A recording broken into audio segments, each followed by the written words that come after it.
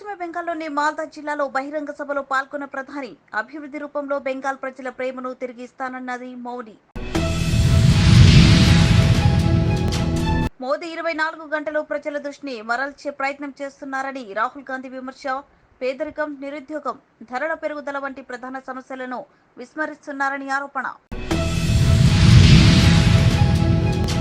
బ్రిటిషర్ల ఆశ్చర్య వ్యవహారాలు పాటించేది ఎవరో ప్రజలకు తెలుసన్న కేంద్ర మంత్రి జి కిషన్ రెడ్డి.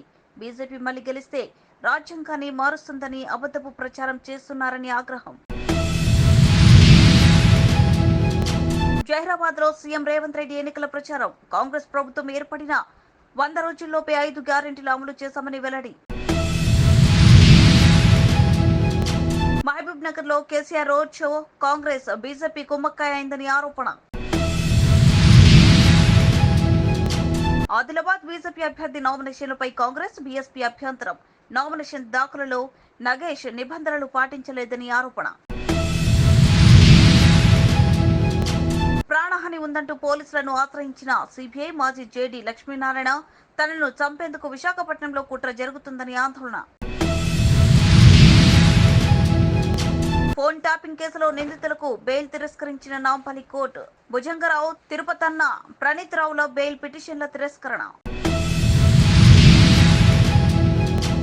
దేశవ్యాప్తంగా ముగిసిన 2వ విడత ఎన్నికల పోలింగ్ ముగిసే సమయానికి 60.96% నమోదు.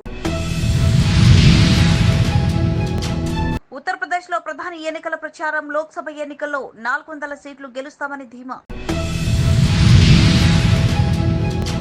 భారత బయోటెక్ ను సందర్శించిన జగదీప్ ధన్ఖడ్. పరిశోధన, అభివృద్ధి దేశానికి వెన్నెముక లాంటివన్న ఉపరాష్ట్రపతి.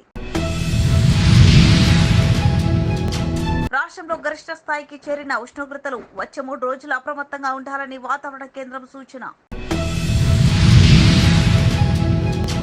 మోదీ గ్యారంటీగా ఉమ్మడి పౌర స్మృతి. దేశవ్యాప్తంగా అమలు చేస్తున్న కేంద్ర హోంశాఖ మంత్రి అమిత్ షా కాంగ్రెస్ షరియా చట్టాన్ని ట్రిపుల్ తలాక్ ను మళ్లీ తీసుకురావాలనుకుంటున్నారని విమర్శ.